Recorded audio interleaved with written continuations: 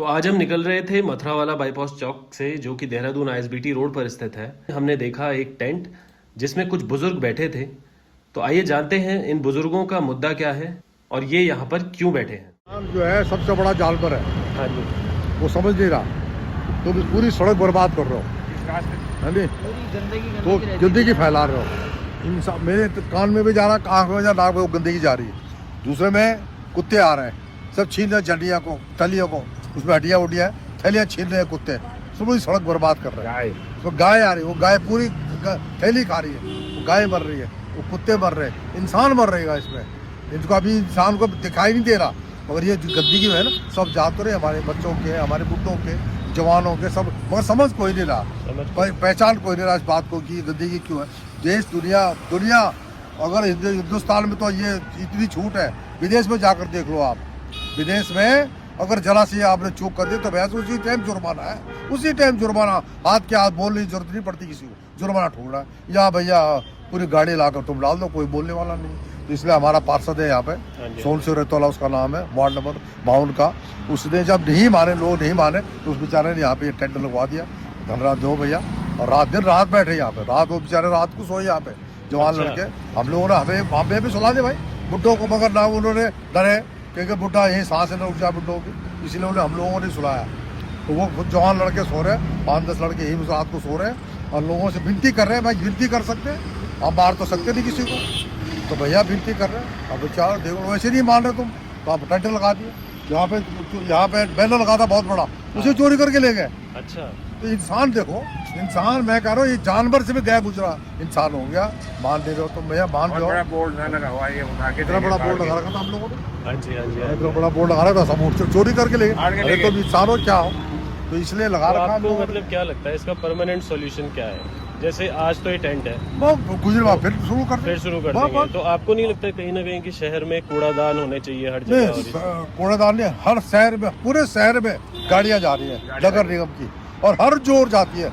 एक दिन भले छोड़ जाए, और हर दूसरे दिन गाड़ी जा रही है, घर पे जा रही है, अनाउंस कर रही है, गाना बजा रही है, खूब बोल रही है, सचेत कर रही है, और कूड़ा डालो उसमें। तो आप लोगों ने जैसे मैं ये देखा कि जो ऑफिस वाले लोग हैं, हाँ, अब कोई सुबह 5 बजे 6 बजे निकल जाता है, निकला उसने थैली उठाई यहाँ पे।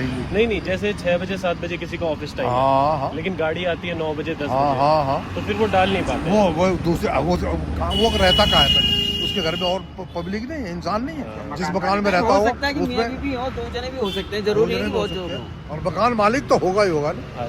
नियम ये है कि मकान में से कोई भी एक आदमी किराया दे दे, बाकी सबका डाले कूड़ा उसमें, पूरे मकान का कूड़ा उसमें डालेगा। जरूरी नहीं कि किराएदारी देगा, मकान मालिक देगा, अजी सब में भी डर गया, वो भी डर, कुछ नहीं, कूड़ा सब डालो, किराएगा अभी तो कोई मना नहीं कर रहा है, नौकर निगम कोई मना ही नहीं है, सब कूड़ा डालो, मगर डालो कूड़ा।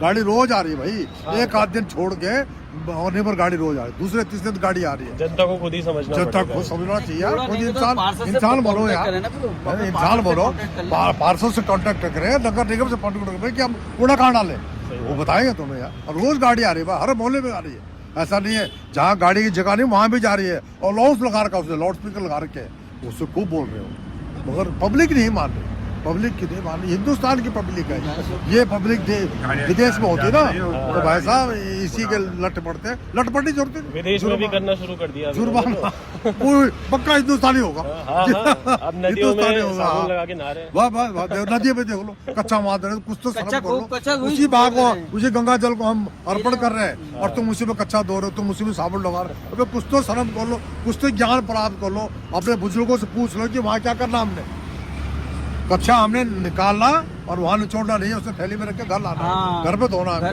वहाँ नहीं धोना ना, वहाँ साबुन लगाना। गंदगी फैल रहा है, वो गंगा माँ जो पूरा संसार को तर्पण कर रही है, उसको हम वहाँ नहा रहे हैं उसमें गंगा पे।